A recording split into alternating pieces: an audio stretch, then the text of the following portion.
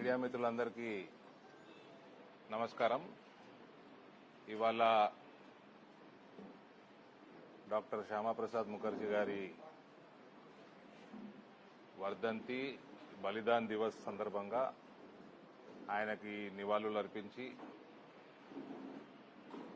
చెట్టు నాటడం, శ్యామాప్రసాద్ ముఖర్జీ గారి త్యాగం వల్లనే ఇవాళ కశ్మీరు భారత్లో పూర్తిగా ఆర్టికల్ 370 పోయి అంతర్భాగమైంది.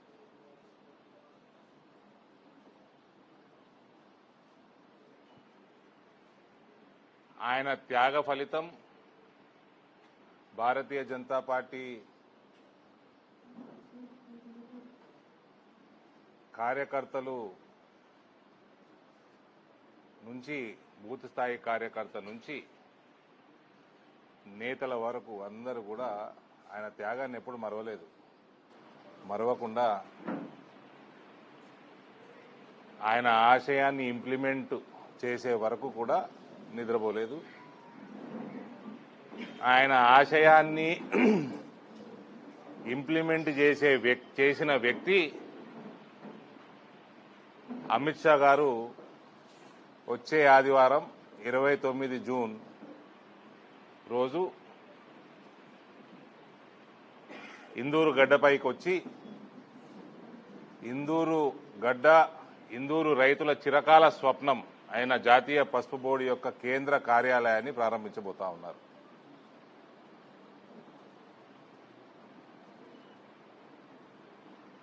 This is an historic moment. This moment will go down history line forever. ఇది రైతుల యొక్క భవిష్యత్తుని తీర్చిదిద్దే పునాది. ఇది ఇక్కడ నుంచి ఒక కొత్త శకం మొదలవుతుంది. కావున అదే రోజు రైతు సమ్మేళనం కూడా పెట్టడం జరిగింది. వేలాది సంఖ్యలో రైతులు ఆ కార్యక్రమానికి పాలిటెక్నిక్ గ్రౌండ్లో తరలి రావడం జరుగుతుంది.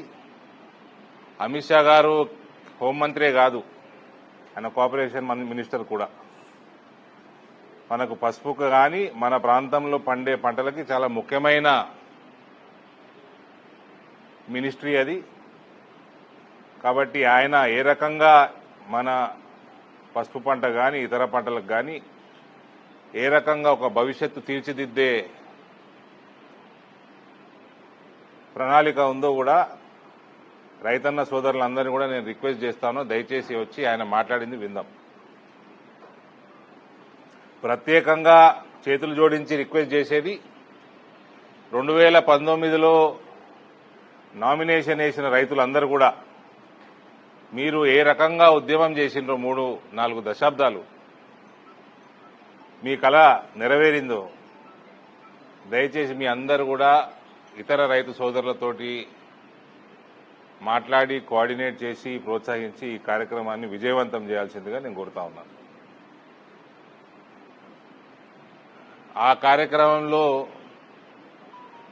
అమిత్ షా గారు రావడం, అదే రోజు డి శ్రీనివాస్ గారి ప్రథమ వర్ధంతి ఇంగ్లీష్ క్యాలెండర్ ప్రకారం ఉండడం, నేను అమిత్ షా గారిని రిక్వెస్ట్ చేయడం జరిగింది. మీరు ఎలాగో ఇందూరు గడ్డ మీద ఉంటున్నారు, ఆ రోజు డి శ్రీనివాస్ గారి వర్ధంతి ఉంది, ఆయన యొక్క విగ్రహము అది కూడా గుజరాత్లోని సర్దార్ పటేల్ అయితే స్టాచ్యూ ఆఫ్ యూనిటీ ఉందో అది తయారు చేసినటువంటి పద్మభూషణ్ రామ్ సుతార్ గారు డి శ్రీనివాస్ గారి విగ్రహం కూడా తయారు చేయడం జరిగింది.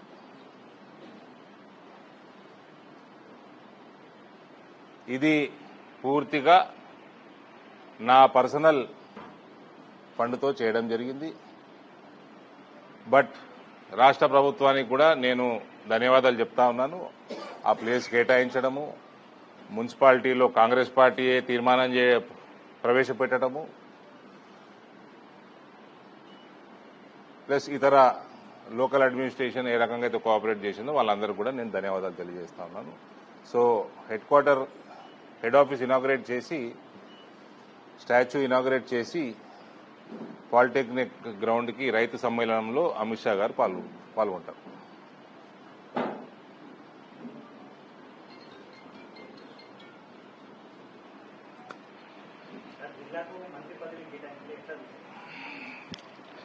కేటాయించినప్పుడు ఏం చూడాలి, ఇక ఏం లేదు.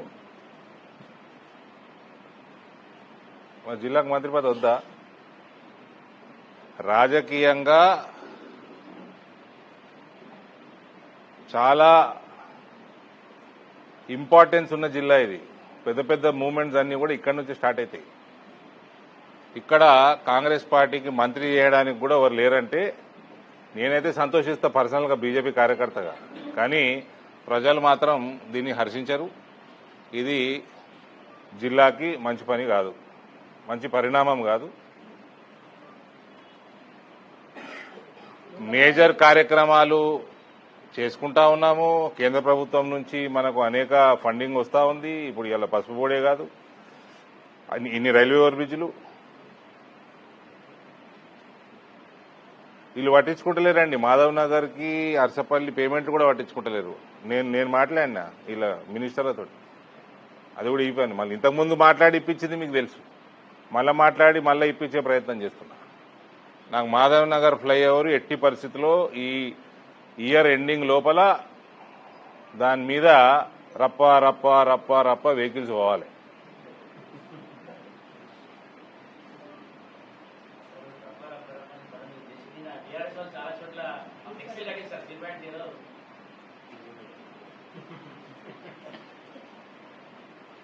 గదముక్కోడు కాళేశ్వరంలా, లిక్కర్ స్కామ్లా, ఇట్లాంటి ఏమనుకున్నారు బిడ్డే. వాడు ట్యాపింగ్ టిల్లుగాడు ట్యాపింగ్లా, ఈ కార్లా, ఈ విద్యుత్ స్తంభం లెక్క పొడుగున్నటోడు విద్యుత్ స్కామ్లా. వీళ్ళని గప్ప గప్ప గప్ప గప్ప గుద్ది రప్ప రప్ప రప్ప రప్ప జైలు వేయాలి. ఫస్ట్ జైలు వేసినాక మళ్ళా రప్ప రప్ప రప్ప రప్ప ఇంకా స్కాములు పెట్టబడతాయి. ఇలా మొఖానికి 3.0 3 సీట్లు రా వీళ్ళకి తిప్పి కొడతాయి. ఆ కేసీఆర్ నిలబడాడు ముసలోడు నెక్స్ట్ టైం. సిరిసిల్ల నాకు హరీష్ ఒక్కడే గెలుస్తాడు అనిపిస్తుందండి. ఆ సిద్దిపేట బయట ఆయన కూడా లుటపీస్ ఏం లేదా. సిరిసిల్ల కూడా కేటీఆర్ని ఓడగొడతాం. It is easy, and this is coming out from somebody who has demolished his sister's political career. I will make sure your political career also comes to an end. Revanth వీళ్ళని సక్రమంగా న్యాయబద్ధంగా లోపల వేయకపోతే రేవంత్ ఈజ్ ఆల్రెడీ అన్పాపులర్, పూర్తిగా unpopular అయిపోతాడు. పొద్దున మాట్లాడి బెదిరించి మధ్యాహ్నం సాయంత్రం సంచులు తీసుకున్నాడు కాదు.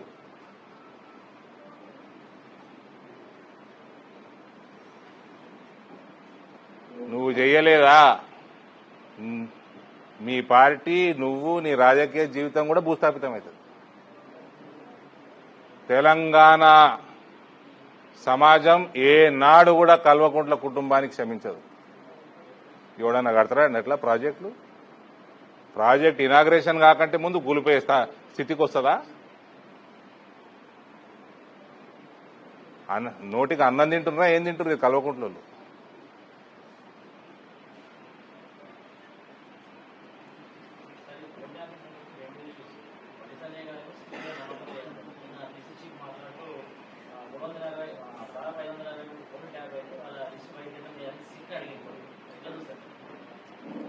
బండి సంజయ్ గారి కంటే ముందు ఈ సిటువానికి రాదు.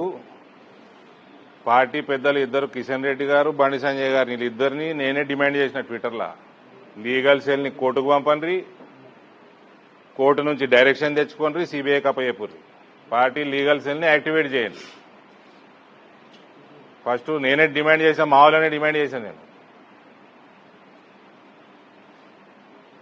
రేవంత్ ఇయ్యాడు సిబిఐకి. నేను అందుకనే చెప్పిన ఇందాక, పొద్దున కేసు బయటికి తీసుడు, మధ్యాహ్నం బెదిరించుడు, సాయంత్రం సంచులు తీసుకున్నాడు కాదు. ఇట్లా చేస్తే టోటల్ అవుట్ అయిపోతారు వీళ్ళు, కాంగ్రెస్ వాళ్ళు. ఎట్టి పరిస్థితుల్లో సిబిఐ చేతికే వాళ్ళు ఈ కేసు. వీడోడండి ట్యాపింగ్లు చేయనీకే. బాలీవుడ్లో కూడా చేసిండు వీడు tapping.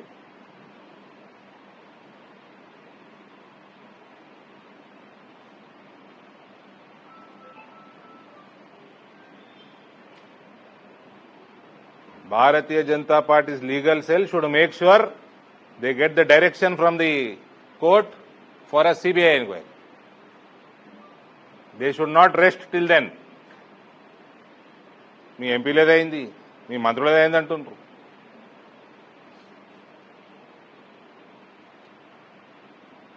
And our state tallest leaders, Mr. Kishan Reddy and Mr. Bandi Sanjay, should make sure of this.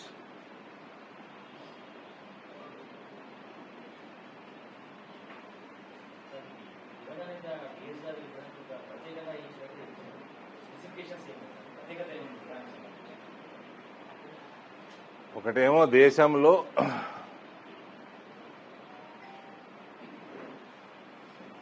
The best possible sculpture Padma Bhushan Ram Sutar గారి దగ్గర చేయించడం, ఆయన టైమ్లీ డెలివరీ చేయించడం,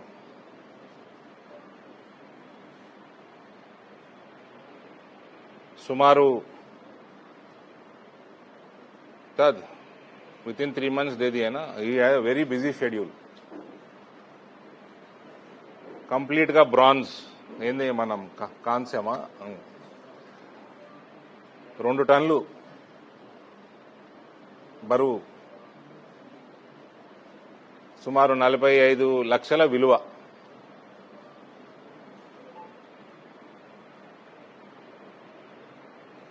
ఇక మిగిలింది ఏ రకంగా సీనన్న గారిది ఆయన ఫేస్ కానీ అన్ని ఏ రకంగా ఉన్నాయో ఇక అమిత్ షా గారు ఇనాగ్రేట్ చేసినాకనే మీ అందరు చూస్తారు. He has done a great job. సీనన్న గారి అభిమానులు, ఆయన శిష్యులు అందరూ కూడా హర్షిస్తారు అది చూసి. లోకల్ బాడీ మీటింగా, our party meeting, routine process. ఎప్పుడు వస్తాయి లోకల్ బాడీ? మేము ఎప్పుడు రెడీ ఉంటాం. ఇందూరు బీజేపీ అయితే ఎప్పుడు రెడీ ఉంటుంది ఎలక్షన్. జూలైలో పెట్టమన్నది. ఇంకో విషయము,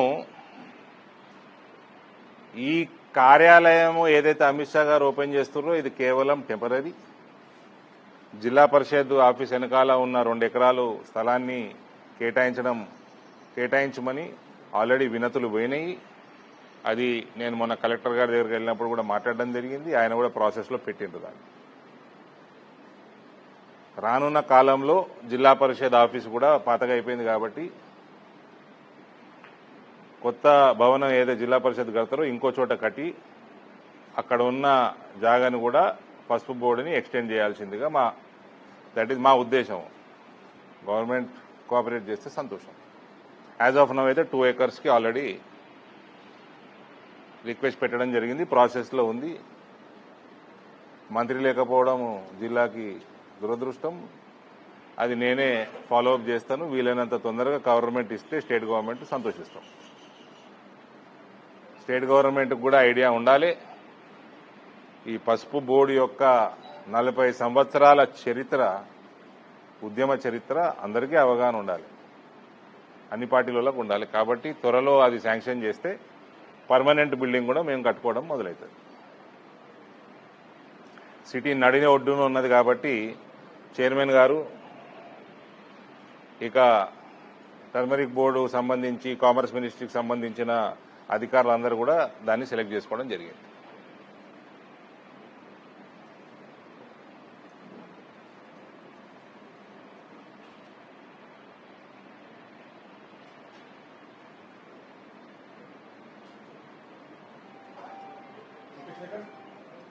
ఇంకేమైనా ఉన్నాయా?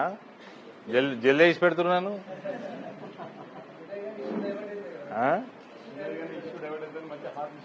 అన్ని డైవర్ట్ మస్తు డైవర్షన్లు తీసుకుందాం అంటున్నాడు.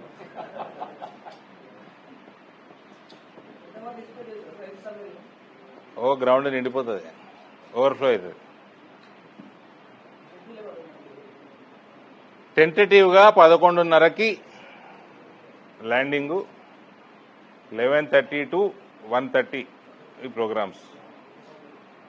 కొద్దిగా వెనక ముందు కావచ్చు, ఇంకా షెడ్యూల్ రాలేదు, టోటల్ షెడ్యూల్.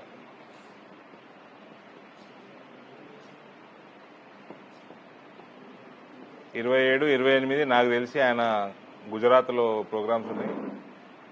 30 ఢిల్లీలో ఇంపార్టెంట్ హోమ్ మినిస్ట్రీ మీటింగ్ ఉంది. కాబట్టి 29 ఆయన మనకు కేటాయించడం జరిగింది.